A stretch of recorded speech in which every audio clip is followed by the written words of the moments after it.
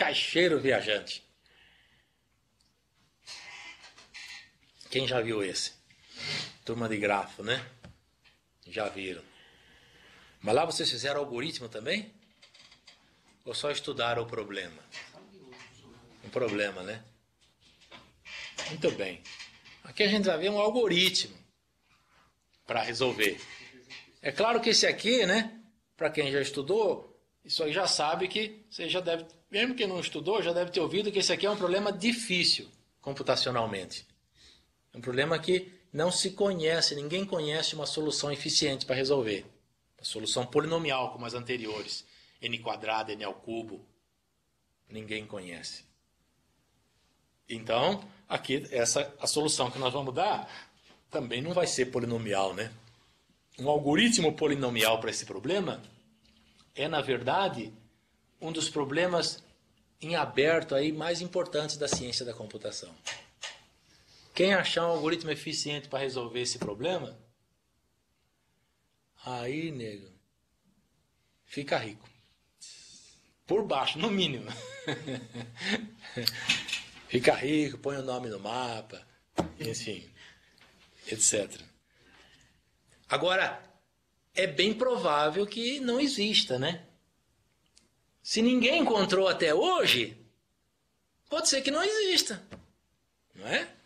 Bem provável que não exista. O que também não se sabe é provar que não existe. Entende? Então entende como o problema aqui quer dizer um problema em aberto? A questão é essa. Mas vamos ver qual que é esse problema aqui, né? Mas independente do problema, né, para não desviar a atenção, isso é um problema que ninguém conhece uma solução eficiente para ele, que gaste tempo polinomial, e também não consegue mostrar que essa solução não existe. Entende? Ou seja, o problema fica em aberto, ele não termina.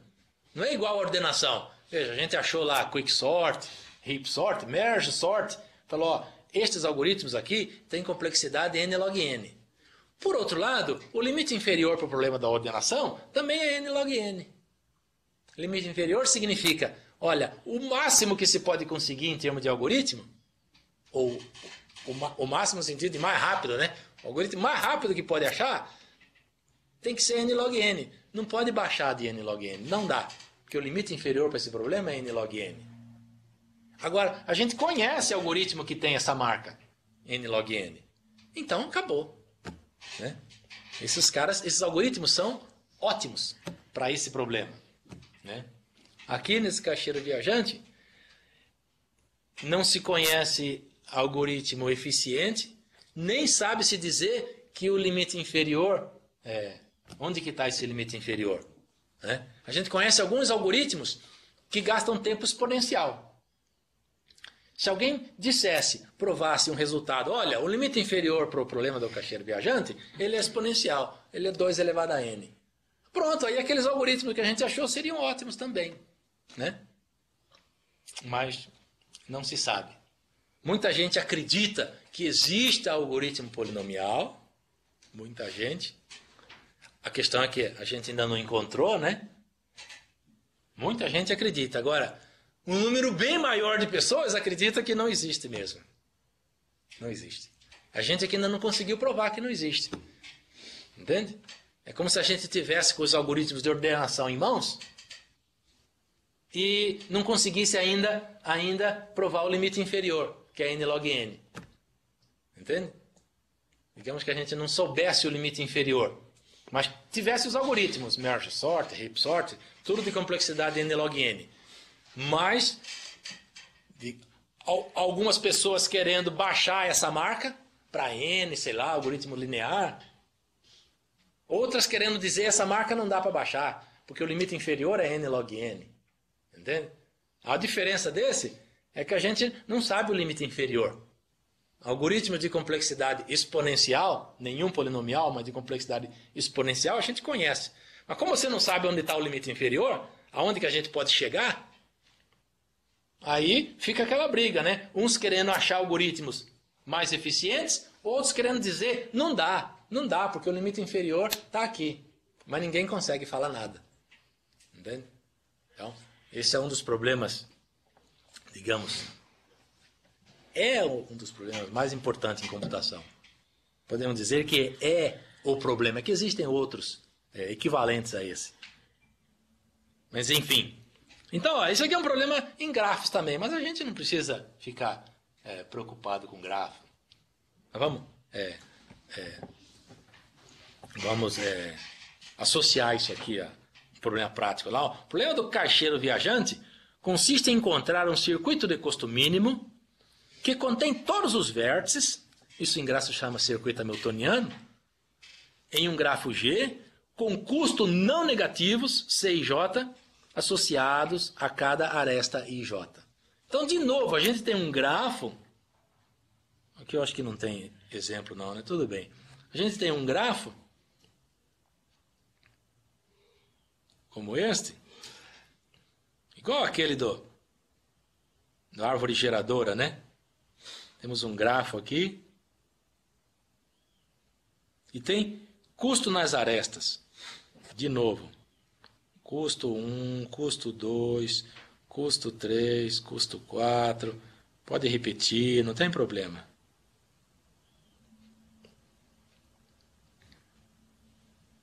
Sei lá. Entende? Agora a gente quer encontrar um circuito. Circuito é um caminho fechado. Então o programa chama caixeiro viajante exatamente por isso. Caixeiro viajante é um vendedor, né, que sai de alguma cidade, ele mora, digamos, numa certa cidade, aí ele quer fazer o seu percurso, né? Ele quer passar por todas as demais cidades, fazendo o seu comércio lá, e voltar para a sua cidade, voltar para a mesma cidade. Então ele quer fazer um percurso, ele quer sair daqui e fazer algum percurso assim, como este,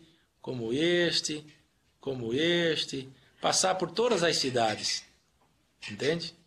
Alguma coisa assim, ó. É isso aí. Esse é um circuito, não sei se é de custo mínimo, mas é um circuito que contém todos os vértices de um grafo, que contém todos os vértices desse grafo. Os custos não negativos já é parte do problema. Então, dado um grafo com pesos ou custo nas arestas, como esse, a gente quer achar um circuito, como esse aí, que passe por todos os vértices. É isso. Entende? Esse aqui é um candidato. Esse aqui é um circuito que contém todos os vértices. Qual o custo dele? É a soma dos custos das arestas. 1 mais 2, 3, mais 5, mais 2, mais 6, mais 4. Entende? Esse é o custo desse circuito. Será que esse circuito aqui, veja, tem que passar por todos os vértices? Essa é uma restrição.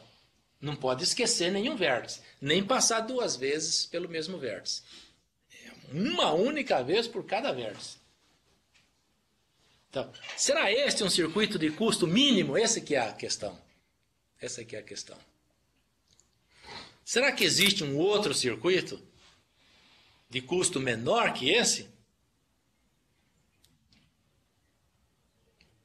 Talvez tenha, né? Talvez tenha, né? Qual pode ser? Digamos que a gente troque essas 3 arestas aqui, né? Por essas 3 aqui, né? Que tal? Né? A gente trocou. Na verdade, a 3 continuou, essa de custo 3, né? Trocamos a de 2 e 6.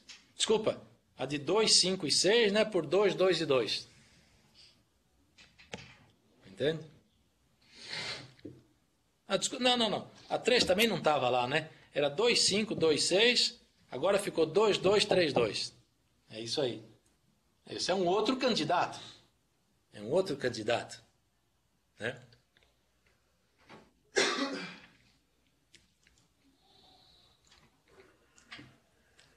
Então, tem que ser um circuito que tem esse jeitão aí, passe por todos os vértices.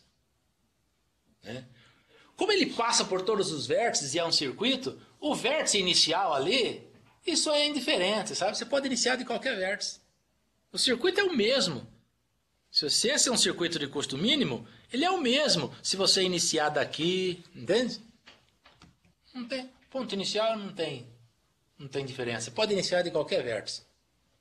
Isso não influencia na solução ótima. Não diminui.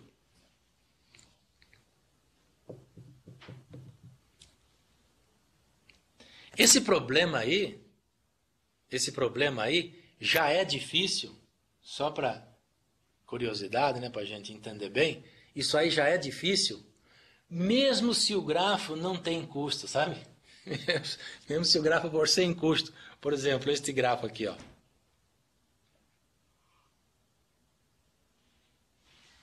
Digamos que ele fosse assim, né? Ou seja, todo mundo de custo 1, sabe?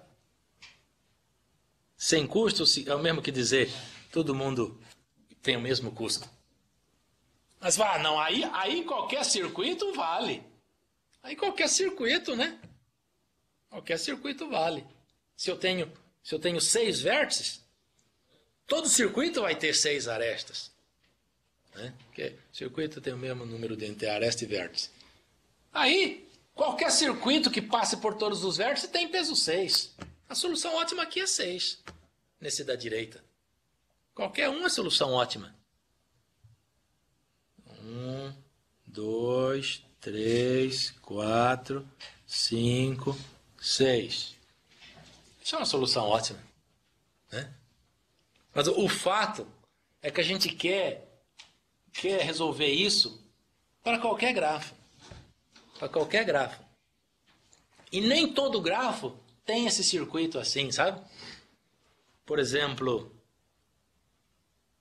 vou apagar isso aqui. Por exemplo, se o grafo for este.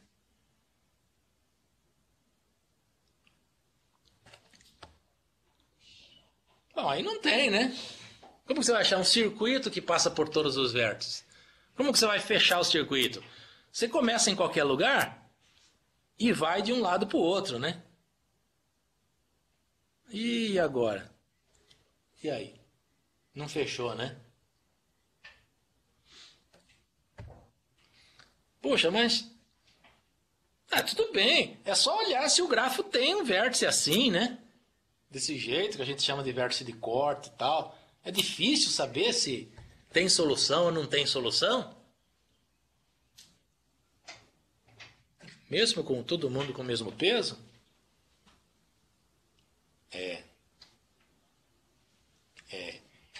Esquece peso. Pensa só nesse grafo como os da direita, sem peso.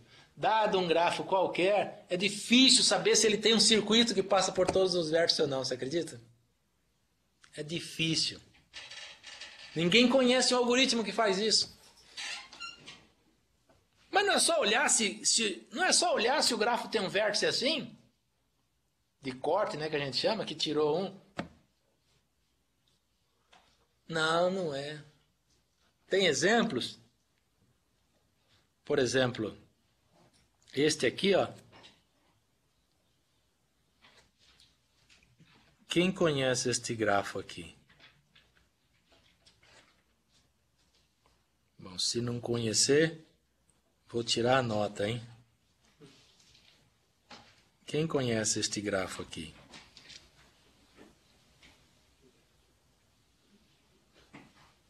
Conhece? Que grafo que é esse?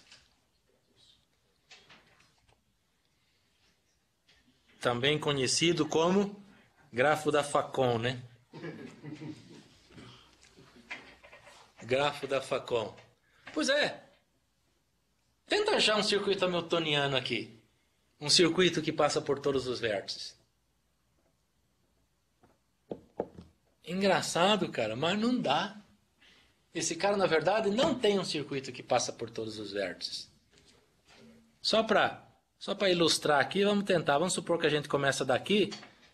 Aí você chuta aí qualquer coisa, por exemplo, vem para cá. Depois vem para cá. Depois pode vir para cá. Estou chutando aqui qualquer coisa. Vem para cá. Vem para cá. Tá vendo o que está acontecendo? E agora? E agora? Você pode falar, não, vai para a direita, tá bom. Vai para cima, tá bom. E agora, cara? Nós esquecemos esse cara aqui do meio, ó. Entendeu? Esse cara aqui tem que passar por ele. Aí você fala, não, agora desce para o meio, tá bom. Mas como é que você fecha o circuito agora? Ah, desculpa, ainda esqueci. Ah, não, tem mais um outro cara aqui para baixo, né? Tem mais esse carinha aqui, ó. Tem mais esse carinha aqui.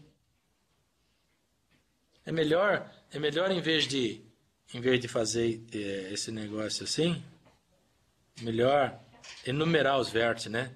Fica menos poluído o desenho. Então você numera. Número representa a ordem. Começo daqui, venho para cá, venho para cá. Vamos fazer outro caminho. 4, 5. E agora? Vamos dizer 6. E agora? Vamos dizer 7. E agora? Vamos dizer 8. Aí aqui 9. Bom, agora fecha para o 1. Não, mas escuta aí esse cara aqui, ó. Esqueceu ele. Entendeu? Mas não, então volta para lá. Do 7 sobe para cima, mas e daí?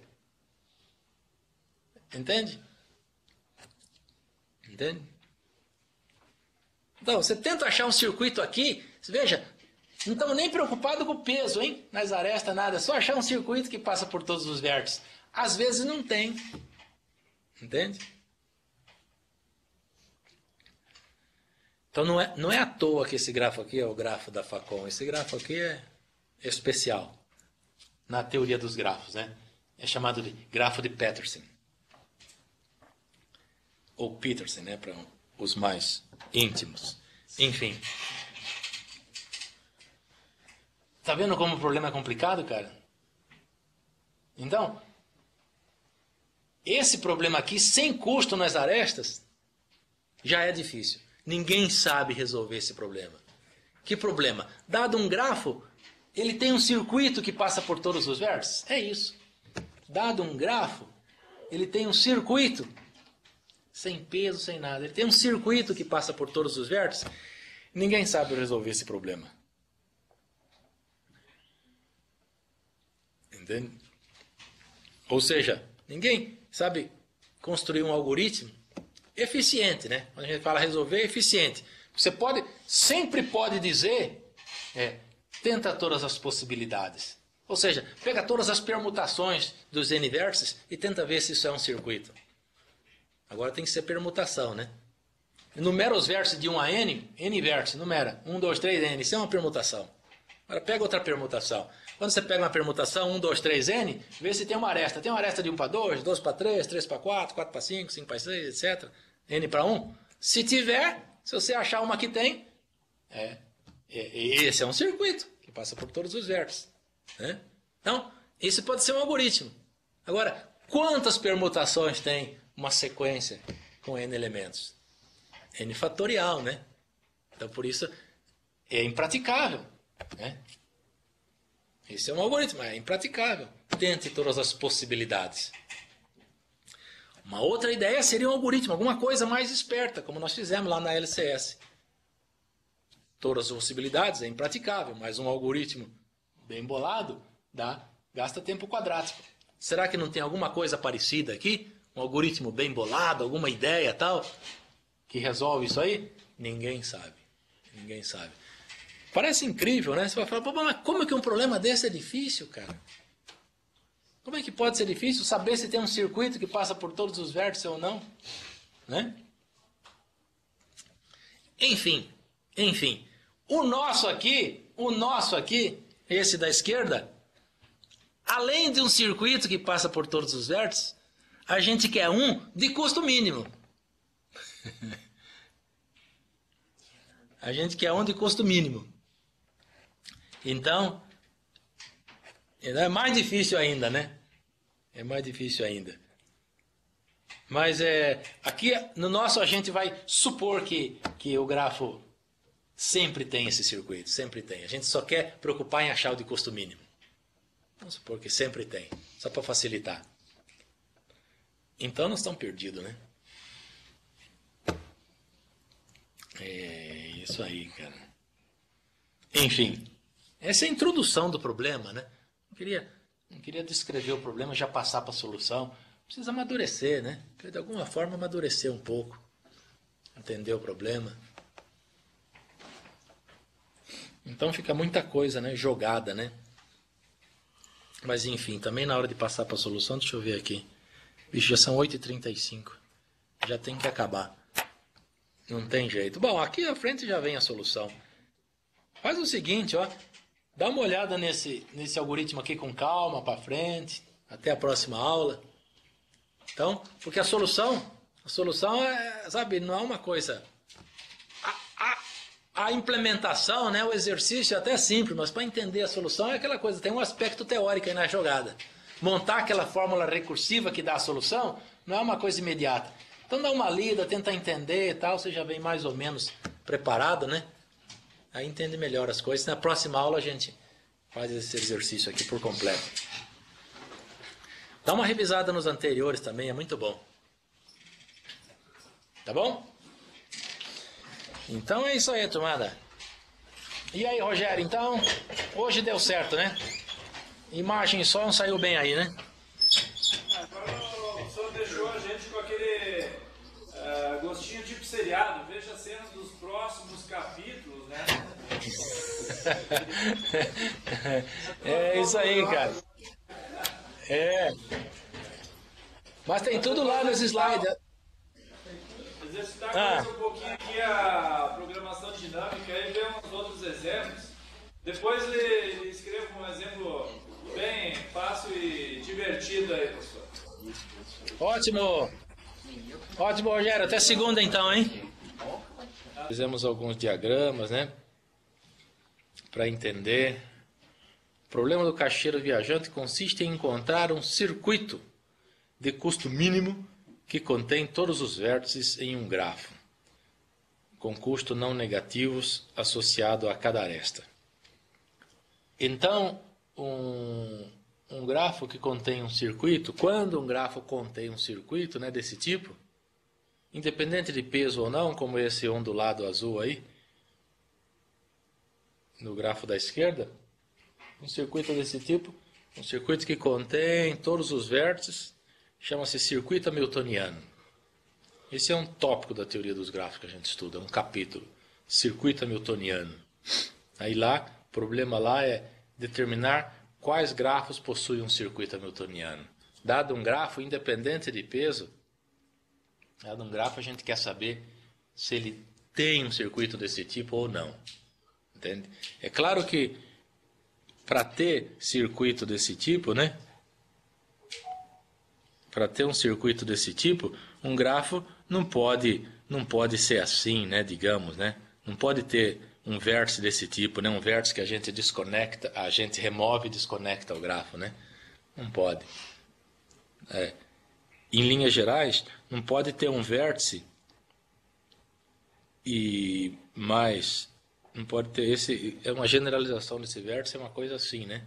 Não pode ter um vértice cuja remoção desconecta o grafo. Grafos desse tipo certamente não tem circuito hamiltoniano. Porque como é que você vai criar um circuito que passa por todos os vértices? Ele tem que passar por outro e como é que ele volta para fechar o circuito? Não dá, né?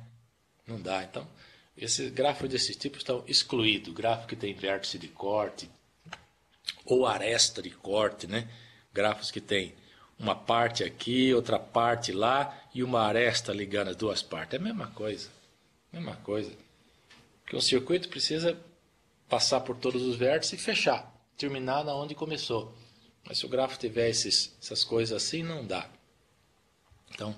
Então sabe-se que grafos desse tipo não tem circuito hamiltoniano. O problema lá em grafo é determinar... Suponha que grafos não tem, que o gráfico que a gente estuda não tem aqueles vértices daquele tipo, chamado vértice de corte. Suponha que não tem vértice de corte. Então, e aí?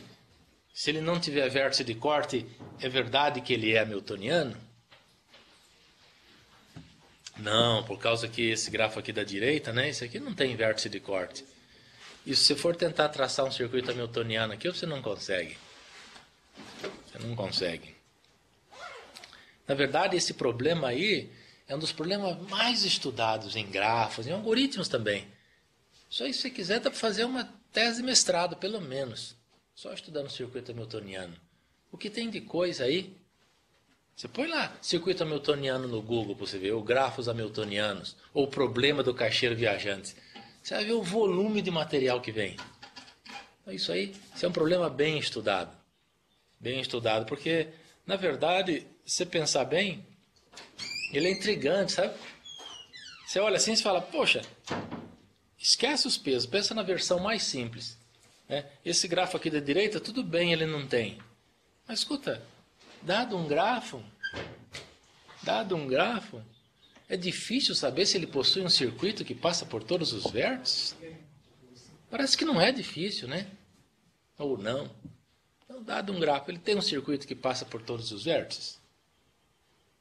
Ou não tem? Só para decidir isso, né? Não parece ser um problema difícil, né? Saber se o grafo tem um circuito, tem que passar por todos os vértices, eu sei, mas por que isso é difícil, cara? Não deve ser um problema tão difícil. E aí o pessoal tentava investigar, estudar, sabe? Isso independente de pesos, achar circuito de menor peso, de menor custo, tal. Independente, dado um grafo como esse aqui da direita, esse cara, a resposta para ele é não. A resposta para o da esquerda, esse primeiro aí, sem considerar os pesos, é sim, está aqui o circuito. Esse outro aqui é não. Será que dado um grafo qualquer eu não consigo um algoritmo, não consigo determinar se ele tem um circuito ou não, que passa por todos os vértices, né? Enfim, então esse problema aqui é muito estudado. Tem muita história em cima dessas coisas aqui, desde 1800 e tanto. Por exemplo, só para ilustrar, acreditava-se, por exemplo, que todo grafo... Vou apagar isso aqui. Todo grafo...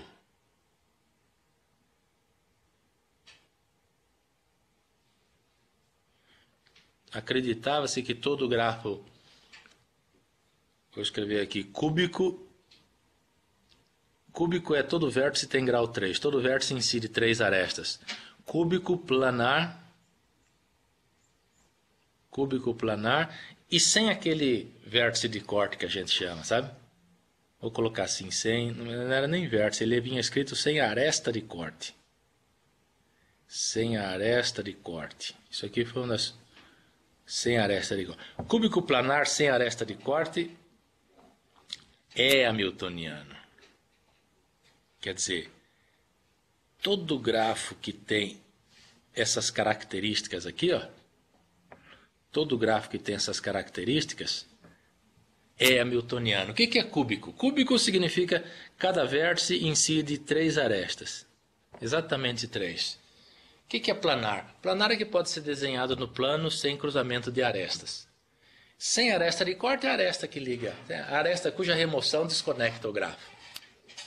Então uma coisa assim, por exemplo, ó, uma coisa assim, esse cara é, veja bem, esse cara, todo mundo não tem grau 3, então ele é cúbico.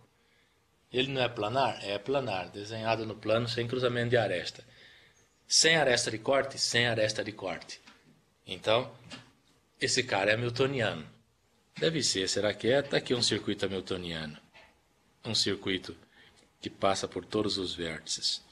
Está aqui, ó. Basta ter um. Entende? Está aqui. Quem que é outro cúbico planar sem aresta de corte? Quem que pode ser? Digamos, este.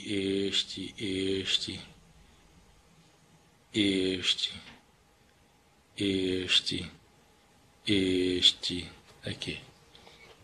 Isso aqui é cúbico planar sem aresta de corte, né? Todo mundo tem grau 3, pode ser desenhado no plano sem cruzamento de aresta, né? E não tem uma aresta cuja remoção desconecta o grafo. Então, será que esse aqui é hamiltoniano? É, né? Aqui um circuito hamiltoniano. Vai para cá, vai para cá, vai para cá, vai para cá, vai para cá, tá aqui. Não é? E aí, pessoal de Corumbá, tudo bem aí? Tudo bem, professor? Tudo bom? Rogério? Deu uma esfriadinha um pouco. É uma esfriadinha, né? É aqui também.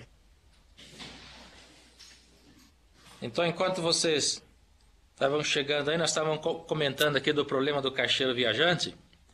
Estava dizendo para o pessoal que esse é um problema bem estudado. Um dos problemas mais bem estudado na teoria dos grafos. Tem muita coisa sobre grafos hamiltonianos, problema de caixeiro viajante.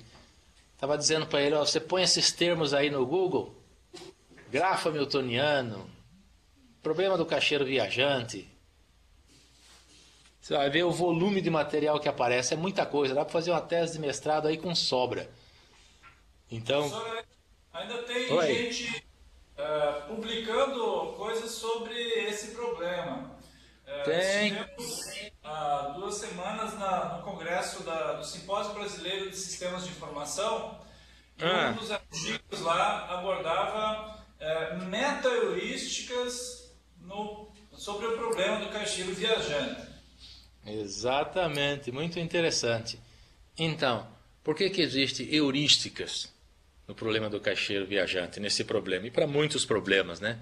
Por que existem as heurísticas? Porque a solução exata é difícil, a solução ótima. Entende? Ninguém conhece, para esse problema, como nós falamos, né? Ninguém conhece um algoritmo eficiente, polinomial. Pode ser quadrático, cúbico, quarta, quinta, da BN, a décima, não importa. Ninguém conhece um algoritmo polinomial que resolve esse problema.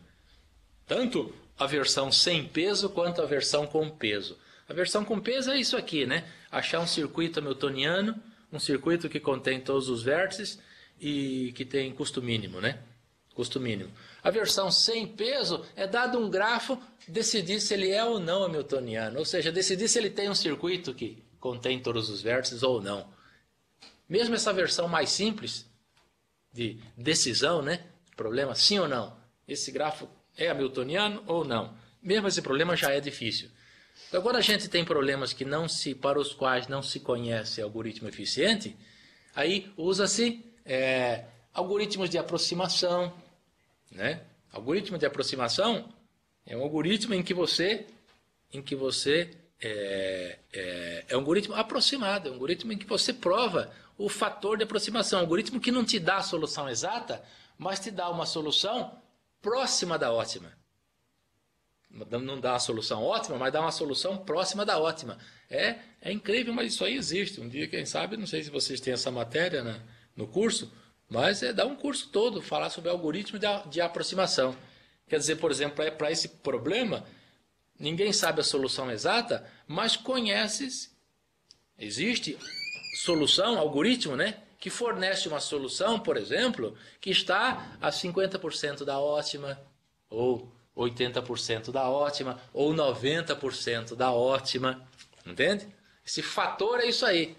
Então veja, uma solução que está, digamos, a 90% da ótima, seria ótimo, né? Porque a ótima é difícil, eficientemente. Todos esses que a gente fala, 50%, 80%, 90%, esses são polinomiais. Esses são eficientes. Só que não dá a solução exata. Dá uma solução aproximada. Então isso existe, né? Aí quando o problema também é difícil demais, ou então os algoritmos de aproximação não são, digamos, aceitáveis, né? São bem ruins, tal, não tem um bom fator de aproximação, aí usa-se heurísticas também. Heurística, qual que é a diferença de algoritmo de aproximação para heurística? O algoritmo de aproximação tem esse fator aí de aproximação que você prova formalmente. No pior caso, a solução fornecida por esse algoritmo é, sei lá, 80% da ótima, 50% da ótima, entende? Você prova um fator de aproximação. A heurística é um algoritmo que você é um chute. Você não tem fator de aproximação nenhum, entende? Aí, por que as heurísticas servem? Porque na prática, né? Na prática, as pessoas começam a executar essas heurísticas e começa a funcionar bem. São ideias assim, são chutes que as pessoas não têm ideia, mas você põe lá na prática para funcionar e o negócio vai bem. Entendeu? Tem um bom desempenho, mas você não sabe o que pode acontecer amanhã, sabe? Se ele vai pegar um exemplo que ele vai ser ruim ou não vai, mas por enquanto ele está bom, então, né? Então, é uma ideia assim que uma intuição, né? A pessoa olha e fala, pô, faz sentido isso aqui, né? Faz sentido você fazer assim, assado. Vamos tentar assim. Entende? Então, isso é conhecido como uma heurística. tem bom desempenho, mas ninguém sabe o grau de aproximação, certo? O que é? Que algoritmo é esse? Então, nós estávamos comentando aqui outro fator, assim, só uma ilustração de que esse algoritmo é bem estudado, então, de que esse problema, né, é bem estudado. Isso aí já vem desde muito tempo. Estava explicando para o pessoal que acreditava-se que todo grafo cúbico planar sem aresta de corte é hamiltoniano. Então, o que é um cúbico planar sem aresta de corte? Cúbico é todo vértice em si de 3 arestas, como esses exemplos aqui. Planar é que ele pode ser desenhado no plano sem cruzamento de aresta. E sem aresta de corte, quer dizer, não pode ter aresta desse tipo aqui, ó, que liga uma aresta cuja remoção desconecta o grafo. Porque aí, certamente, ele não é hamiltoniano, né? Como que ele vai fechar um circuito aí que contém todos os vértices? Não dá. Então, sem aresta desse tipo. Então, como nesses exemplos aqui embaixo. Todos eles são cúbicos, esses dois são cúbicos planares e sem aresta de corte. Todos eles têm um circuito hamiltoniano. Dessa slide anterior, este Petersen aqui, ele é um cúbico, todo o vértice em si de 3 arestas, mas ele não é planar. Então ele não é hamiltoniano, mas ele não está dentro daquela hipótese. Ele não entra não entra no exame daquela afirmação, porque ele não é planar. Agora, por que ele não é planar? Aí é outra história. Dá para demonstrar tudo, mas aí é outra história. Esse desenho aqui está cruzando a aresta. Esse desenho não é um desenho planar, mas nenhum desenho dele é planar. Não adianta você mexer o Petersen, tentar desenhar de outro jeito, que ele não vai ser planar nunca. Isso aí não é uma afirmação tão trivial assim. A gente olha e aceita, né? Fala, tudo bem, e eu acredito. Mas precisa de uma demonstração que ele não é planar. Isso aí é outra história. A gente estuda lá em grafo, a gente faz essa demonstração, mas não é imediato. Você perguntar por que ele não é planar, né? Mas enfim, esse aqui não é planar. Então, essa afirmação aqui, isto aqui na verdade acreditava-se, isso aqui era uma conjectura que foi proposta mais ou menos em, eu acho que 1880, uma coisa assim. Isso é parte da história. É uma conjectura, já ouviram falar nesse termo? Essa palavra conjectura? O que é uma conjectura? É uma afirmação que acredita-se que é verdade, mas não se sabe demonstrar. Entendeu? O pesquisador, de tanto estudar, tal, ele associar resultado, ele fala, olha, isso aqui tem que ser verdade, cara. Eu acredito que isso aqui é verdade. Não é uma coisa chutada, de forma irresponsável, de jeito nenhum. É uma coisa, depois de muito tempo de estudo, o cara, combinando resultado, falou, isso aqui tem que ser verdade, não tem jeito. Mas ele não consegue demonstrar. Então isso aqui era uma conjectura. Em 1980, um fulano lá fez essa conjectura. E se você olhar os grafos cúbicos planares, grafo desse jeito aqui, todos eles vão ser hamiltonianos mesmo. Essa conjectura perdurou até 1940 e tanto, 1945, 60 anos, quase 70 anos depois. Aí é que um professor lá da Universidade de Waterloo, que morreu uns 10 anos atrás, ele achou um contra-exemplo para essa conjectura. Aí ele mostrou um grafo, exibiu um grafo que é cúbico planar, sem aresta de corte e que não é hamiltoniano. Então, quem deu esse contra-exemplo chama professor Tutt. Professor Tutt da Universidade de Waterloo. O primeiro nome dele era William Tutt. Aí o grafo que ele apresentou, o contra-exemplo dessa conjectura, é conhecido como grafo de Tutt. Se colocar lá no Google, grafo de Tutt, aparece lá o desenho dele. É um grafo grande. Um grafo que tem, sei lá, mais de 40 vértices. Então veja só, para você achar um contra-exemplo para essa conjectura, por isso que essa história de funciona aqui, funciona ali, não dá certo. Você quer mostrar que um fato é verdadeiro, precisa ser provado, cara. Precisa ser provado formalmente. Você vê, todo mundo achava que grafo cúbico planar sem aresta de corte era hamiltoniano, porque você pegava exemplos, você não achava nenhum contra-exemplo. Você falava, deve ser verdade mesmo, deve ser verdade. Aí o contra-exemplo era um grafo imenso de 40 e tantos vértices, conhecido como grafo de Tutt. Depois você põe lá no Google, grafo de Tutt. É um grafo, tem mais de 40 vértices, 45 vértices, uma coisa assim. Mas ele é planar, cúbico, sem aresta de corte e que não é hamiltoniano. Agora, a demonstração de que não é hamiltoniano, né? Por que esse grafão aqui não tem um circuito que contém todos os vértices? Aí esse fato exige também uma prova, tudo tal. Isso aí nos livros a gente acha, entendeu? Talvez na Wikipédia lá, que descreve as coisas, né? Então, talvez lá tenha essa prova também. Mas enfim, isso aqui é só para ilustrar alguns fatos envolvendo esse problema de circuito hamiltoniano, que tem a ver com o problema do caixeiro viajante, né? Então, no nosso caso aqui, nós vamos tratar desse caixeiro viajante, que é um grafo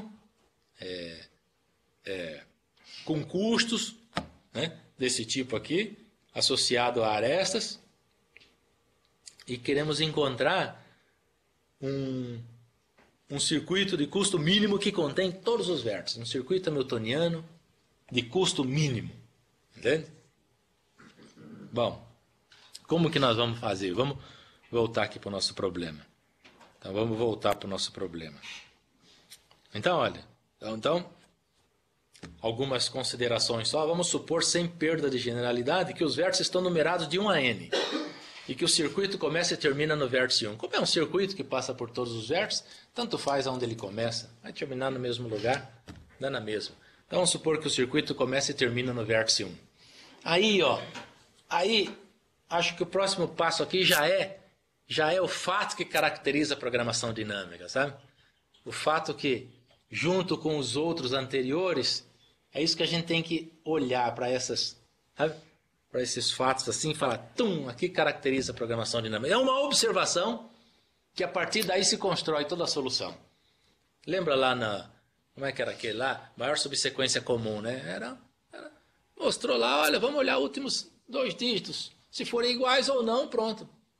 Né? Dali ele já faz uma fórmula recursiva que dá a solução.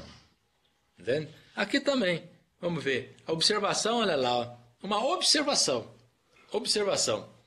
Ó, qualquer circuito hamiltoniano, qualquer circuito que contém todos os vértices, é constituído por uma aresta que vai do vértice 1 até o vértice K, até um outro vértice K qualquer, né? E um caminho de K até 1, que contém todos os vértices de VG menos 1K, quer dizer que contém todos os vértices restantes. Não é verdade? Qualquer circuito hamiltoniano é constituído por uma aresta, que vai do vértice 1 até um vértice K qualquer, e um caminho de K até 1, e que contém todos os demais vértices. É isso que está dizendo essa observação aqui. Quer dizer, riscando mais um pouquinho para a gente entender melhor, veja, é um circuito hamiltoniano. É um circuito que contém todos os vértices do grafo. Entende? Então, todos os vértices estão aqui. O vértice 1 está em algum lugar, está aqui, ó. Digamos, o vértice 1. Né? Incide 2 arestas nele. Uma vai para um vértice K qualquer. Não sei qual que é esse outro aqui. É um vértice K. Então, qualquer circuito hamiltoniano, incluindo o ótimo, ele é formado por uma aresta que vai do vértice 1 até o vértice K e um caminho, né? E esse caminho aqui, ó, que vai do vértice K até o 1, passando por todos os outros vértices do grafo, não é?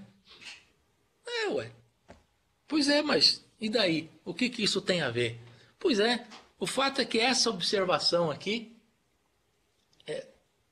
dá uma solução do problema do circuito hamiltoniano. Essa observação dá um problema. Dá uma solução. Por quê? Porque agora vamos tentar computar todos esses possíveis arestas de 1 até K e caminhos de K até 1, que contém todos os demais vértices. Vamos tentar computar isso. Vamos tentar. Como que a gente computa isso? Como que a gente determina isso? Bom, primeira coisa, precisa estabelecer algumas coisas aqui para deixar a ideia bem clara. Então vamos definir essa função aqui, ó. Então quem estudou isso aí propôs isso aí. Vamos definir essa função. F de IC, seja F de IC o custo de um caminho mínimo do vértice I até o vértice 1 e que visita todos os vértices do conjunto C. Então veja bem o que é essa função FIC. Isso é uma função, que é o coração da solução. É o coração, tem que entender isso aí bem. Então F de IC, veja, aqui nós temos todos os vértices do grafo. Em algum momento, em algum ponto está o vértice 1 e o vértice I é um vértice qualquer que está em algum lugar. Então F de IC é o custo de um caminho mínimo do vértice I até 1 e que visita todos os vértices do conjunto C.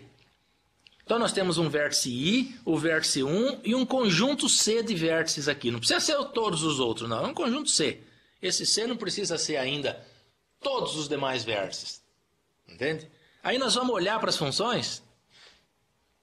Vamos olhar para todos os caminhos que vão do vértice I até o vértice 1 e que visita todos os vértices do conjunto C.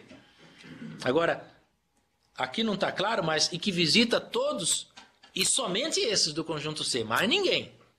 Entende? Isso que quer dizer essa afirmação. Então, o F de IC é alguma coisa assim, ó, o caminho, né? É alguma coisa que vai aqui do I para um vértice de C, visita todo mundo aqui do C, visita todo mundo e termina no vértice 1.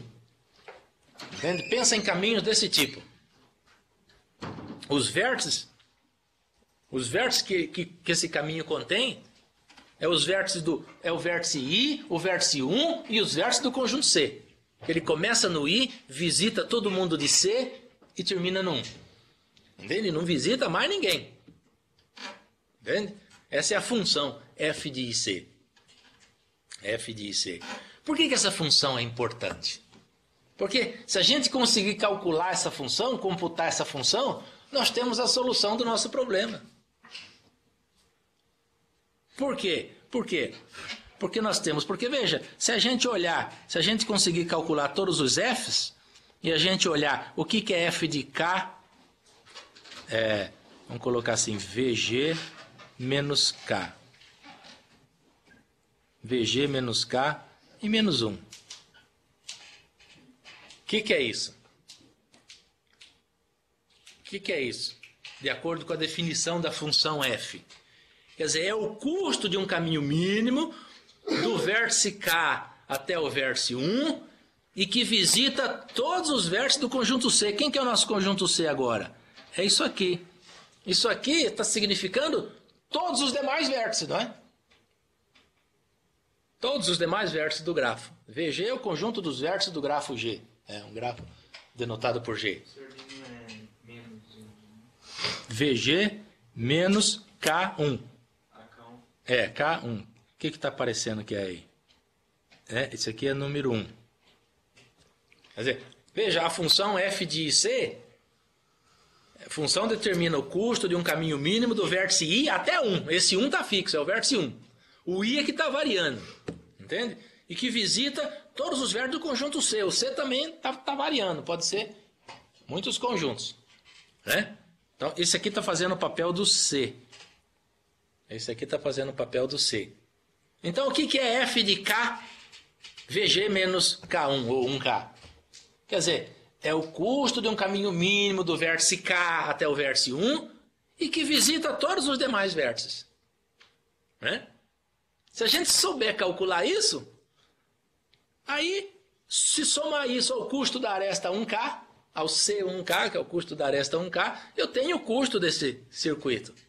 O custo desse circuito. Se a gente fizer isso para todas as arestas possíveis que saem de 1, para todos os K, ora, estou calculando todas as possibilidades de circuitos. Estou calculando. Olha para todas as arestas que saem do 1. O circuito ótimo, ele tem que passar pelo 1. Então, ele entra por uma aresta e sai por outra. Na hora que ele sai por outra, ele vai até um vértice K. Depois ele faz um caminho. Do K até 1 que passa por todos os vértices. Se eu souber todos esses F de K, C aqui, a gente consegue calcular o circuito de custo mínimo.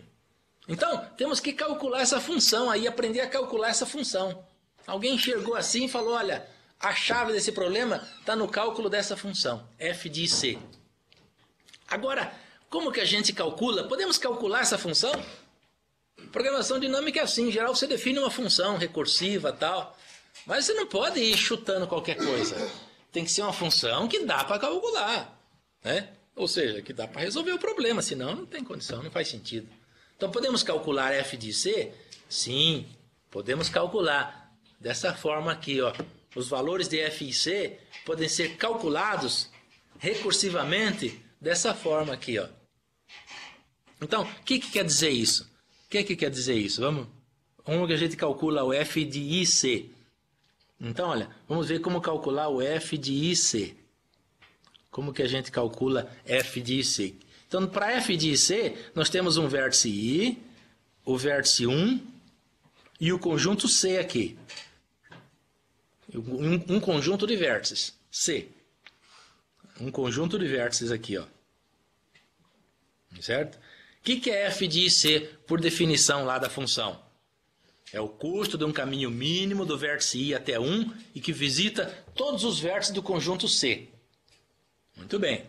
Então temos que calcular o caminho mínimo do vértice i até 1 e que visita todos esses vértices aqui do conjunto c.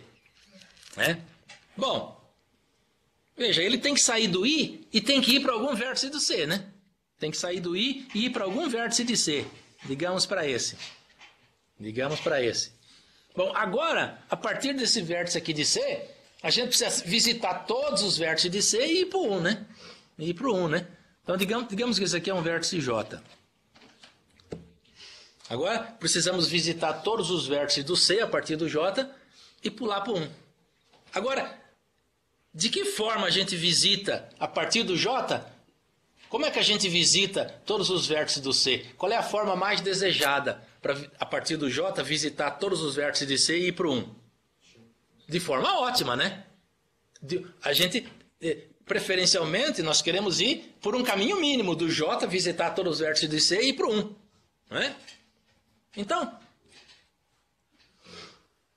qual que é o custo de um caminho mínimo do J até 1, visitando todos os vértices aí que falta no C? É isso aí. Qual é o custo? Qual é o custo de um caminho mínimo do J até 1, visitando todos os vértices aqui do C? Isso aí é o F de J, C menos J. Não é isso? Quer dizer, do J para o 1, a gente quer ir por um caminho mínimo, visitando todos os vértices que faltam em C. Entende? Qual é o custo desse caminho? É o F de J, C menos J. Se você olhar a definição do F lá, esse F de J, C menos J significa o custo de um caminho mínimo que vai do vértice J até o vértice 1, visitando todos os vértices do C menos J. É exatamente o que a gente quer. É exatamente o que a gente quer. Agora, nós só não sabemos se o começo certo é do I para esse J, né? Pode ser do I para esse J, pode ser do I, pode ser para esse outro J, pode ser para esse outro J, eu não sei, né? Qual que é o J certo? Qual que é o J que dá o caminho de menor custo do I até 1? Então, vamos tentar todos os J's. Vamos tentar todas as possibilidades. É isso que está dizendo essa formulinha aqui, ó. F de C é o mínimo dentre todos os J's de C e J, mais F de J, C menos J. Entende essa formulinha aí? O que é? Ó, fixa um J em C. Fixa um J. Qual que é o custo? Vamos voltar aqui ao nosso J.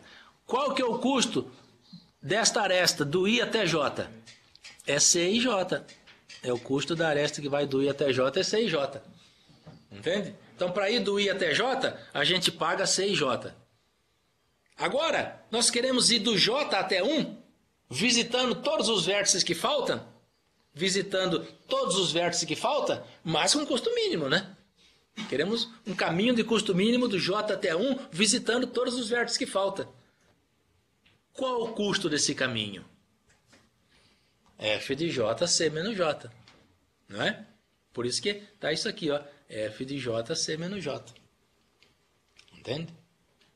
Então veja, é assim mesmo. Ó. O negócio é meio teórico no começo, tal, para a gente entender a solução. De onde que vem a solução? Agora que você faz um exemplo, a gente entende melhor. Mas é essa função que a gente quer computar. Queremos computar esse F de IC. Agora, como que a gente computa esses F de IC? Tudo bem, essa fórmula computa F de IC. Mas tudo bem, mas como que eu faço essa fórmula? Como é que eu computo os valores? Nota que, e veja, isso aqui é uma fórmula recursiva. O F de IC está dependendo de outros Fs de I, de C, J, C, está dependendo de outros Fs. Só que os Fs que ele depende, esse que está dentro aí do mínimo, tem os parâmetros menores que o F que eu estou querendo calcular, né? Entende? Quero calcular o F de IC, isso depende de um F de J, C menos J. Depende de um F para um C menor do que esse que eu quero calcular, né? Isso sugere o quê? Sugere que dá para calcular esse F para valores crescentes de C. Crescentes desse conjunto C aí. Se nós fizermos isso, é igual lá no subsequência comum, de tamanho máximo. Valores crescentes de... Lá era I, J, né? Aqui é valores crescentes de C. Toda vez que a gente quiser calcular o F e C, nós vamos precisar desse FC menos J, F de J, C menos J. Se nós fizermos isso nessa ordem, para valores pequenos, isso aqui é um valor C menos J, é um valor menor que C. Se nós calcularmos de valores pequenos para valores grandes, quando a gente precisar disso, já temos isso anteriormente. Entende? Aí é só pegar o valor lá. Tudo bem, mas como assim? Como assim? Vamos só especificar melhor isso, olha lá. Ó. Vamos só descrever isso. Os valores de F e C podem ser calculados, é isso aí. Essa é a fórmula lá, está repetindo o que estava no slide anterior.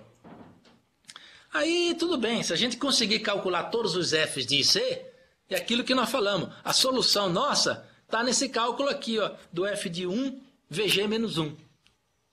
Né? Se nós conseguirmos calcular todos os F de IC, a solução do nosso problema está aqui, ó, no F de 1, VG menos 1. O que é F de 1, VG menos 1? De acordo com a definição do F. É o custo de um caminho mínimo do vértice 1 até 1, não é? Estamos fazendo um caminho do vértice 1 até 1, passando por todos esses outros vértices do grafo. Que é exatamente o que a gente quer. É um circuito de custo mínimo. Você vai lá, mas pera lá, a definição do F está dizendo que é um caminho de custo mínimo. Mas o F de 1 VG menos 1, se eu for do 1 até o 1, passando por todo mundo, eu tenho um circuito. Não é um caminho. Tudo bem, meu computador não sabe disso. Ele vai calcular, né? Vai dar para nós lá achando que é um caminho. Ele não sabe que é um caminho, que é um circuito. Ele vai calcular o que a gente mandar. Ele vai dar a solução que é o nosso circuito. Entende? Bom, mas tudo bem. Quem sabe indo para frente, né? Olhando para um exemplo mais prático, a gente consegue entender essas coisas. Então, os valores de F necessários para resolver o PCV podem ser obtidos em ordem crescente do tamanho do C. Da seguinte forma. Então, a gente vai calculando os valores de C em ordem crescente de valores. Assim, ó. Primeiro, a gente calcula os F de I, C, onde o tamanho de C é 0, ou seja, conjunto vazio. F de I vazio. O que é F de I vazio? Pela definição do F. É o custo do caminho mínimo do vértice I até 1, passando por ninguém. Ou seja, não passando por ninguém. É o custo direto da aresta do I até 1, que é CI1. CI1 é o custo da aresta que vai do I até 1. Né? E quando o C é vazio, a gente não quer passar por ninguém. Né? Mas tudo bem, isso aí é bem básico, né? Agora, vamos olhar os valores de F quando o tamanho do C é 1, quando o conjunto C tem um elemento. Então, o F fica nessa forma aqui, ó, F de IJ. O F toma esse formato aqui, F de IJ. O que é F de IJ? Pela definição do F. É o custo de um caminho mínimo do vértice I até o vértice 1, passando pelo J. Só pelo J.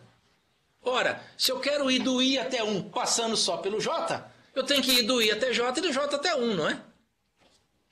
É isso aí, ó. É o CIJ mais CJ1. CIJ é o custo da aresta do I até J, CJ1 é o custo da aresta J até o vértice 1. Esse é o F de IJ. Mas isso é para todo I e para todo J. Sabe? Aqui está dizendo para todo IJ do 2 até N. Depois a gente vê que o 1 não precisa, né? Não precisa ser calculado nesses momentos aqui. Não precisa. A gente não vai precisar dele. Só vai precisar dele no último. Então, tem que calcular aqui, ó, o F do 2, 3, o F do 2, 4, né? Até 2N. Aí o F de 3, 4, o F de 3, 2, o F de 3, 5, de todos os I e J. Entende? Para I e J variando de 2 até N é muita coisa. É muita coisa. Mas nós vamos fazer isso na prática, isso vai ficar mais claro. Aí pronto, para valores, para F de C, com valores de C maior ou igual que 2, aí a gente usa a fórmula geral. Utilizando os valores de F calculados anteriormente. A gente usa a fórmula geral para calcular todos os valores. Bom, eu sei, isso está meio abstrato, meio, né, teórico. Quem sabe, eu acho que aqui tem um exemplo prático aqui. Tem um exemplo prático. Esse é um grafo orientado. Vamos fazer um exemplo prático com um grafo orientado. Quer dizer, os caminhos só podem ser na direção da seta. Isso é só para ficar um pouco mais simples. Não ter tantos vértices, mas ter muitas opções. Porque se colocar mais um vértice aí, a gente só para amanhã. Que é muito cálculo, sabe? Isso aqui é um algoritmo exponencial, né, cara? Está dando a solução exata. Entende? Então, veja, difícil a gente ver no olho aí, né? Qual que é o circuito? Tem 4 vértices, né? Tem 4 vértices. Mas qual que é um caminho de custo mínimo? É difícil. Não tão difícil, né? Se ficar olhando mais, batendo todas as possibilidades no olho, a gente até acha, né? Mas vamos executar o algoritmo. Então, temos que calcular o F para valores crescentes, né? Os F de I, esse primeiro item aqui, quando o tamanho de C é 0, F de I vazio igual a C e 1, esse é o próprio custo das arestas.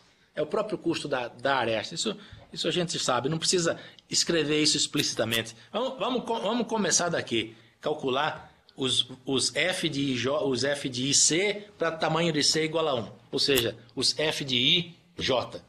Então, quais são os F que a gente tem que calcular aí? Então, olha lá, olha que o IJ varia de 2 até N. Temos que calcular o F de 2, 3, o F de 2, 4. Aqui o N é 4, né? São 4 vértices. Então, o que é o F? O que é o F de 2, 3? De 2, 3. Né? Isso aqui, quer dizer, eu quero ir do 2 até o 1, passando só pelo 3. Somente. Mais ninguém. Olha, é ir do 2 até o 3, pela aresta 2, 3, a gente paga C2, 3, e ir do 3 até o 1. E a gente paga C3, 1. Quantos que dá isso? C2, 3. C2, 3 tem custo 9. C3, 1 tem custo 1. 9 mais 1, 10. Então, C2, 3 é 10. Entende isso? Aí tem que calcular o C2, 4. Então, só para... É muita coisa aqui. Se a gente for fazer isso na mão, também não acaba hoje. Por mais que são poucos pontos. Então, para adiantar o expediente, aqui, ó. C2, 3.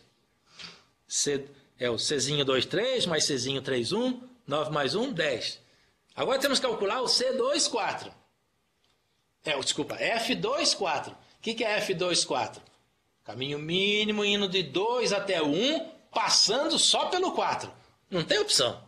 É ir do 2 para o 4 e do 4 para o 1. Não é isso? Então quantos que dá? Olha lá, F2, 4.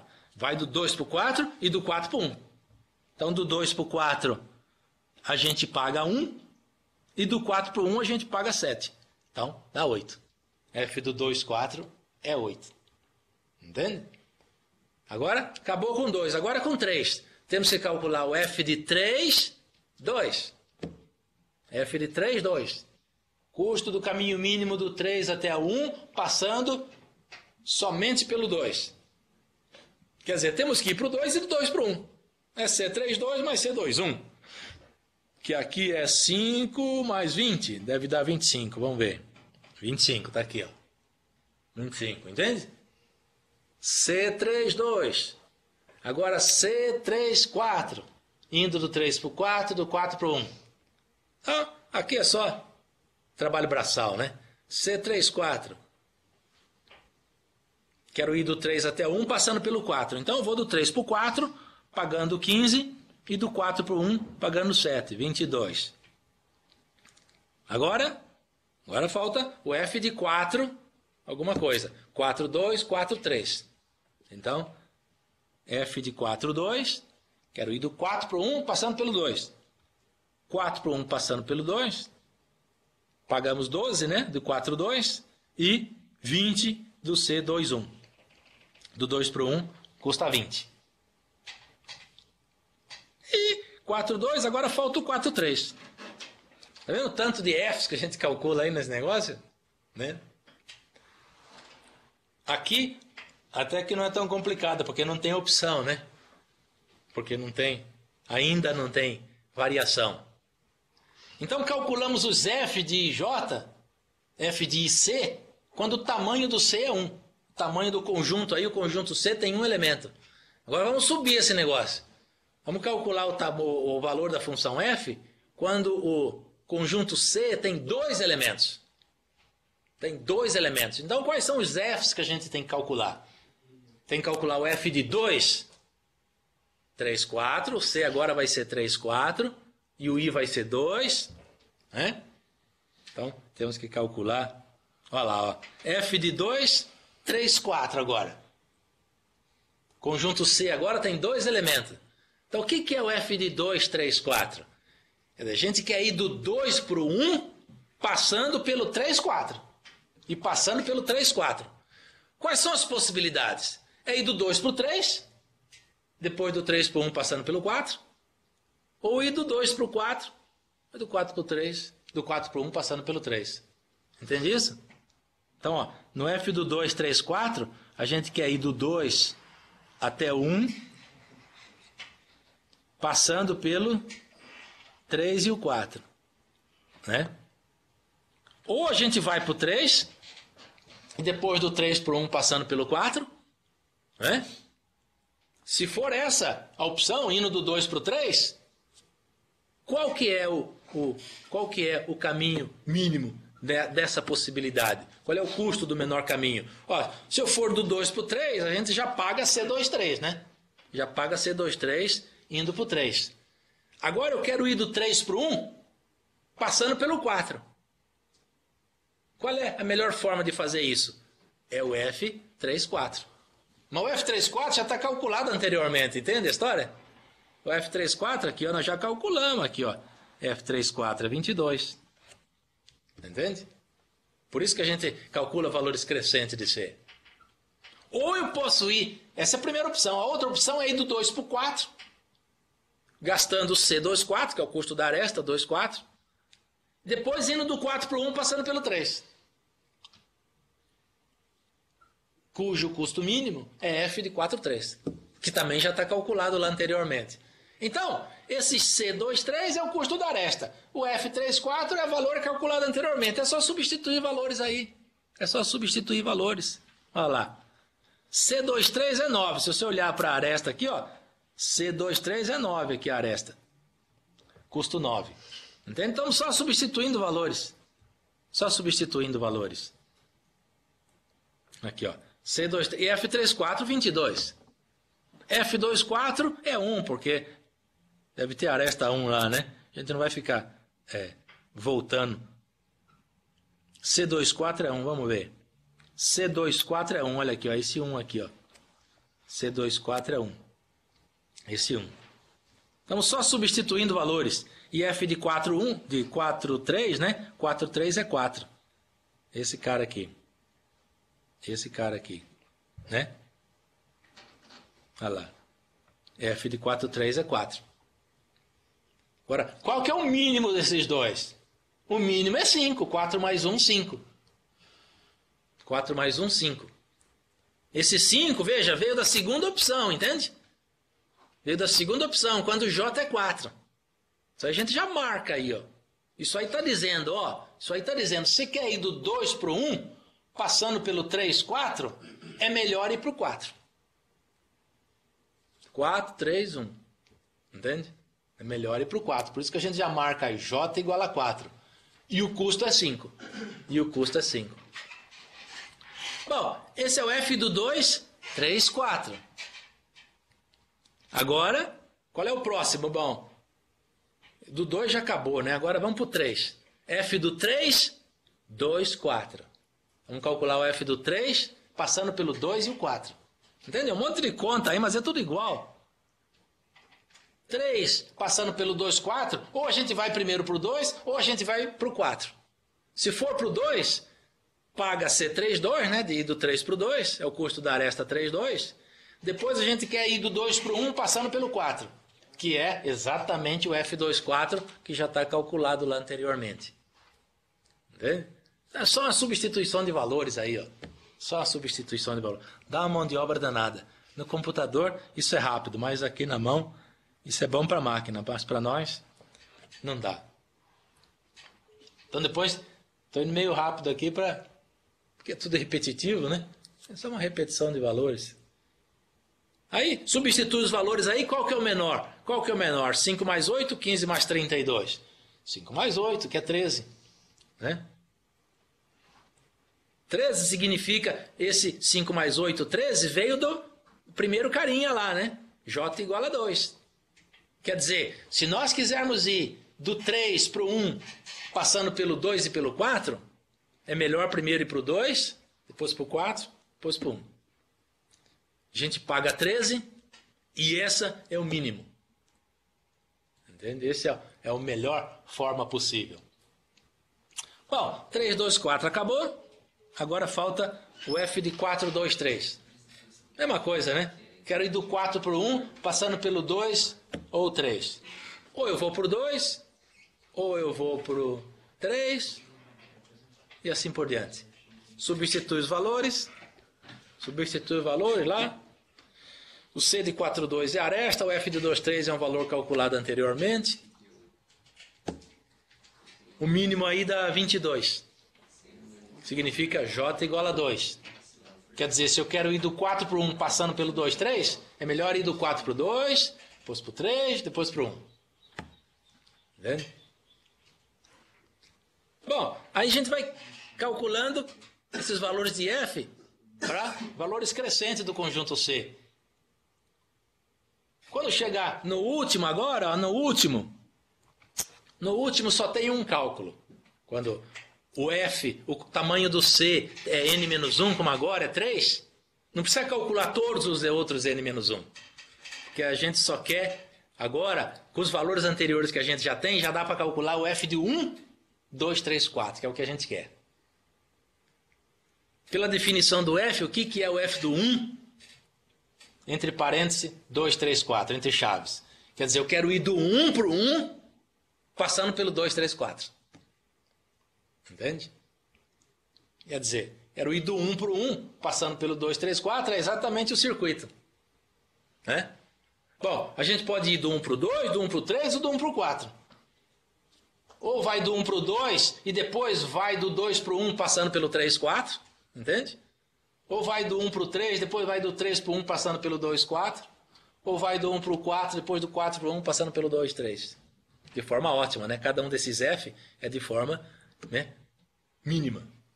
Note que o F de 2, 3, 4, o F de 3, 2, 4 e o f de 4, 2, 3 estão todos calculados aqui anteriormente, ó. Por isso que a gente calcula o f para valores crescentes. Entende? Aí é só substituir valor. C12 é o custo da aresta. Os f's são os que estão no slide anterior. Valores calculados. Só substituir. Olha lá. 2 mais 5, 2 é o C12. 5 é o f do 2, 3, 4 aqui, ó. Vamos ver. Olha lá, ó. 5 é o f do 2, 3, 4. Então, só substituindo valores. 2 mais 5, 10 mais 3, 7 mais 22. Então isso dá 7, cara. O menor aqui é o 7, é o 2 mais 5. 2 mais 5, J igual a 2. O que é que significa J igual a 2? Quer dizer, se você quiser ir do 1 para o 1, passando pelo 2, 3, 4, vai primeiro para o 2, é mais barato. Vai para o 2. Ou seja, faz esse trajeto aqui, ó. C1, 2. Depois você vai para o 2, depois você vai do 2 para o 1, passando pelo 3, 4. Mas como é que vai do 2 para o 1 de forma ótima, passando pelo 3, 4? Olha aqui, ó. É esse cara aqui, ó. Passando pelo 3, 4. Vai para o 4, aí não tem opção, aí depois só resta o 3 e 1. Então é 1, 2, 4, 3, 1. Entende? A gente vai reconstruindo a solução. Portanto, um circuito hamiltoniano de custo mínimo é 1, 2, 4, 3, 1 com custo 7. Né? Olhando lá para a figura. Opa, acho que está aqui. 1, 2, 4, 3, 1. Este aqui, ó. Que tem custo 7. Esse é o circuito hamiltoniano de custo mínimo nesse grafo.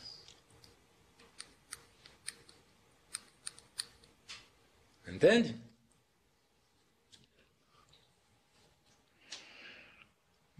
Quer dizer, tudo veio dessa função f de IC. Tudo veio dessa função f de IC. Ó, seja f de IC o custo de um caminho mínimo do I até 1 e que visita todos os versos do conjunto C. Alguém enxergou que essa função dava uma solução do problema. Dava uma solução do problema. E pronto, aí tudo bem, tem a história de conseguir calcular essa função, né? Mas felizmente, com um jeitinho aí a gente consegue calcular essa função. Computar, né, a função.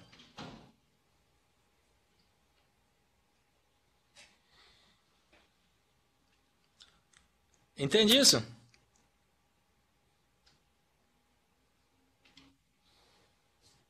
Circuito hamiltoniano de custo mínimo é 1, 2, 4, 3, 1 com custo 7.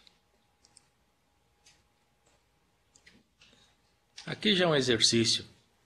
Mas antes do exercício, talvez, um outro ponto interessante aí para a gente discutir, né?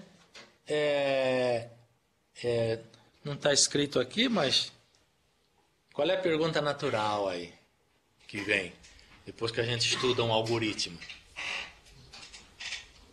Quantas operações, né, esse algoritmo gasta, né? Qual é o tempo? Qual é o tempo gasto por esse algoritmo? Como que a gente determina o tempo gasto por esse algoritmo? O que esse algoritmo faz? Ué, ele fica o tempo todo calculando esses Fs, né? O tempo todo calculando esses Fs. Tudo bem, cada F ainda vai mais uma coisinha, né? São valores, né? Cada F usa alguns valores lá, determina o mínimo, mas esquece o que está dentro do F, esquece o mínimo. Ele tem que calcular um bocado de Fs aí. Quantos Fs ele calcula? Essa que é a questão. Quantos Fs ele calcula? Ó, esse F tem que calcular todos esses Fs aqui. Ó, quantos Fs ele calcula? Né?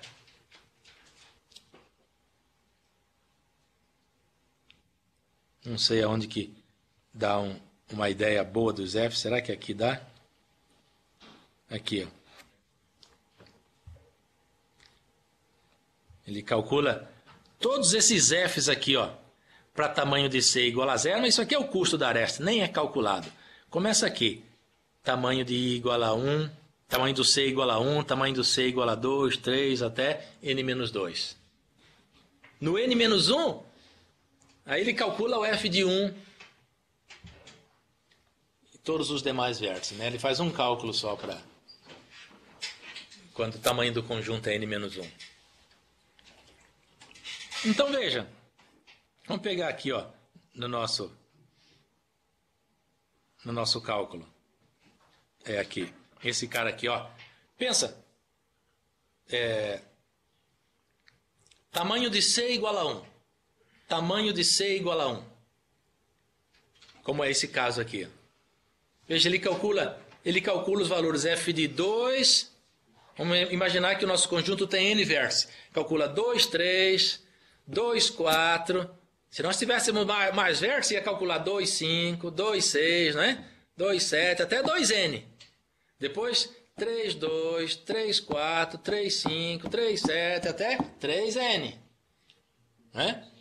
4, 2, 4, 3, 4, 5, 4, 6, 4 até N.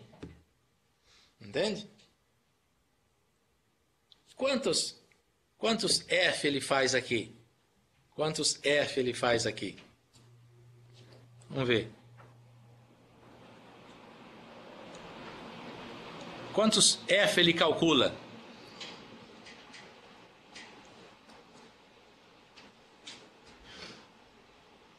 Para cada I que a gente fixa, por exemplo, fixo 2. Fixo 2. Para fixado 2, quantas possibilidades a gente tem de Fs? Só para fixando 2. Dá N-2, né? N-2. Mas isso é válido para o 3, para o 4, né? Quantas possibilidades do I a gente tem agora? Às vezes é 2, às vezes é 3, né? N-2, né? N-2. Entende? Então a gente tem N-2 vezes N-2, né? N-2 vezes N-2. Aqui, para N igual a 2, né? N-2 vezes N-2.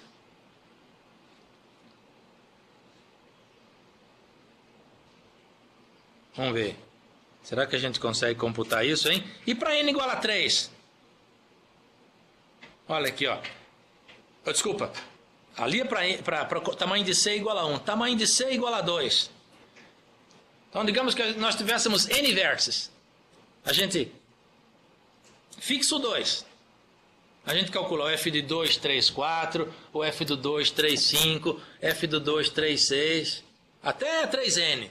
Depois continua. F de 2, 4, 5, F de 2, 4, 6. Todos os F de 2 possíveis. Gente, é muita coisa, hein? É muita coisa. Né? Será que a gente consegue determinar quantos fixo 2? Quantos subconjuntos tem aí? São todas as combinações possíveis, né? Do 3 até o N. São todas as... a combinação de N-3, 2 a 2. Todas as combinações 2 a 2. Por quê? Fixo 2. Quais são as possibilidades? 3, 4, 3, 5, 3, 6, até 3N, 4, 5, 4, 6, 4, 7, 4N, 5, 6, 5, 7, 5N. Todas as combinações, né? O 1 está fora, o 2 está fora. Combinação de N-2, 2 a 2. N-2, 2 a 2. Só para calcular isso aqui, ó. Fixando o 2 no I. Então é combinação de N-2, 2 a 2. 2 a 2.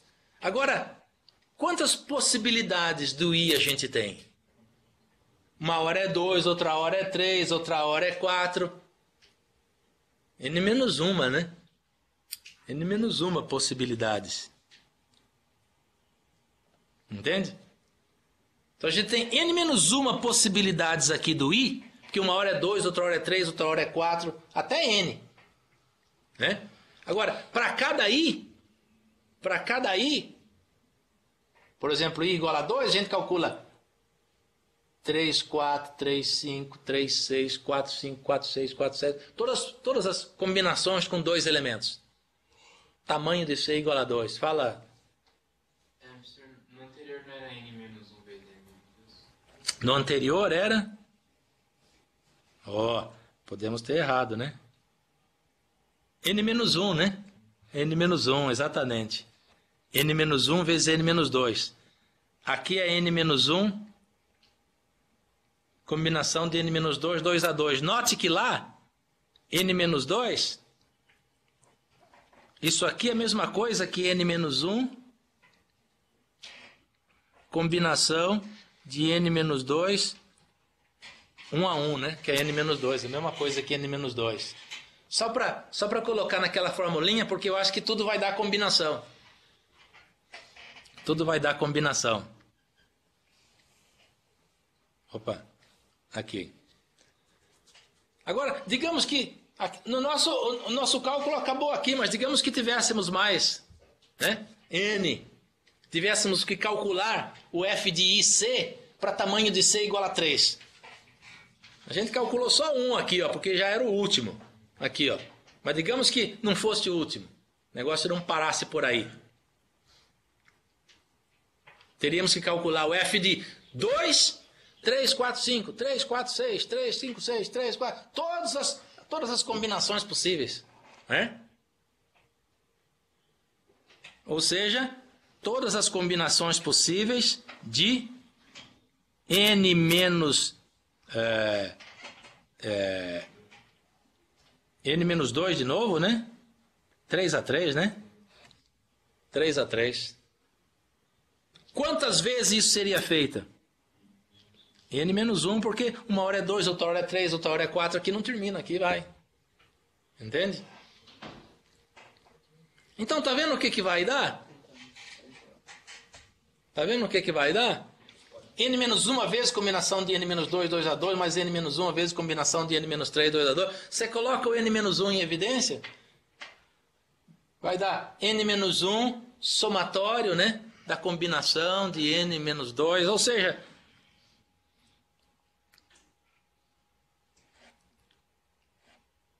vai dar alguma coisa assim. N menos 1 somatório da combinação de n menos 2 k a k para k, variando de 1 até n menos 2, sei lá, alguma coisa assim. Né? Agora, o que é isso aqui, hein? O que é isso aqui, na verdade? Veja, o que é combinação de n menos 2, 2 a 2? Isso aqui não é a mesma coisa que pegar um subconjunto com n menos 2 elementos e pegar todas as possibilidades, todos os subconjuntos com 2 elementos? Isso aqui é todos os subconjuntos com 2 elementos de um conjunto com n menos 2 elementos. n menos 2, 3 a 3 é pegar um subconjunto com n menos 2 elementos e todas as possibilidades com 3 elementos. Entende? Depois todas as possibilidades com 4 elementos. Ou seja, no fundo aqui, o que nós estamos determinando aqui ou contando são todas as possibilidades, todos os possíveis subconjuntos de um conjunto com n menos 2 elementos. Não é? Todos os possíveis subconjuntos, com 2 elementos, com 3 elementos, com 4 elementos, com 5 elementos, todos os subconjuntos de um conjunto com n menos 2 elementos. Ora, quantos que dá isso? Tem a famosa formulinha, né? A famosa pergunta. Quantos subconjuntos tem um conjunto com n elementos? Lembra dessa regrinha, ou formulinha? Ó? Dado um conjunto com n elementos, Quantos subconjuntos ele tem? Subconjuntos com um elemento, com 2 elementos, todos os subconjuntos com 3 elementos. Quantos subconjuntos possui um conjunto com 2 elementos? Lembra dessa formulinha? 2 elevado a n? Lembra? Você pegar todos os subconjuntos de um conjunto com n elementos, dá 2 elevado a n subconjuntos. O nosso conjunto aqui tem n menos 2 elementos. Então, isso aqui, ó, é 2 elevado a n menos 2. Todos os subconjuntos de um conjunto com n menos 2 elementos. Basicamente é isso. É 2 elevado a n menos 2. Então, resumindo, se o nosso grafo inicial tem n vértices, o número de f's que a gente vai calcular é isso aqui, ó. Vai ser 2 elevado a n menos 2, ou seja, 2 elevado a n sobre 4. A O de 2 elevado a n. Entende? Existe um número exponencial de f's aí para ser calculado. Esse aqui é o fato. Existe um número exponencial de f's para ser calculado. Aí, isso aqui, na prática, é duro. É muita coisa. Entende? Mas, enfim, o fato é que também não se conhece nada melhor que isso. A não ser heurística, né? Algoritmo de aproximação, tal. Na verdade, existe competições. Para cada problema, não só para esse, mas para muitos problemas aí mais práticos, né? Esse aqui é um problema bem prático. Aplicado aqui a muitas coisas. Para vários problemas existem competições. Existem sites que têm as entradas padrão, igual do SPOG lá, só que uma coisa específica para um determinado problema. Por exemplo, para esse. Então, ele tem as entradas dele lá, os grafos padrões. Se você tem um algoritmo que você acha que é bom, pega aquele grafo lá e roda o seu algoritmo para aqueles grafos. E lá tem as melhores marcas obtidas. Então, para esse grafo aqui, sei lá, das cidades dos Estados Unidos, que são sei lá quantas, 5.000 e tantas, está aqui o circuito hamiltoniano. Este algoritmo achou o circuito hamiltoniano em, sei lá, 2 horas e 13 minutos. Esse outro achou em 2 horas e 11 minutos. Conseguiu, vai baixando, sabe? Vai baixando o tempo. Então, a maior instância que se conseguiu resolver é tal, 5.000 e tantos vértices. Porque você não consegue resolver para muitos. Aí fica uma competição de algoritmos, sabe? Pega aquelas instâncias, se você tiver um algoritmo bom que resolve aquelas instâncias em tempos menores que aqueles que estão dados lá, você pode publicar seu artigo, tal. Enfim, porque os algoritmos são todos exatos, são exponenciais. Então, o que as pessoas fazem é colocar algoritmo de aproximação, heurística, sabe? Que tentam rodar rápido e resolver instâncias grandes. É difícil. Um exponencial desse a gente não resolve nem instância de tamanho 50. 50 ele já não para mais. Né? Agora, com heurísticas, algoritmos de aproximação, resolve instâncias maiores. Né? Aí tem uma competição lá para ver qual é a maior instância que conseguiu resolver, e o tempo, qual é o tempo que conseguiu gastar, tal. Enfim.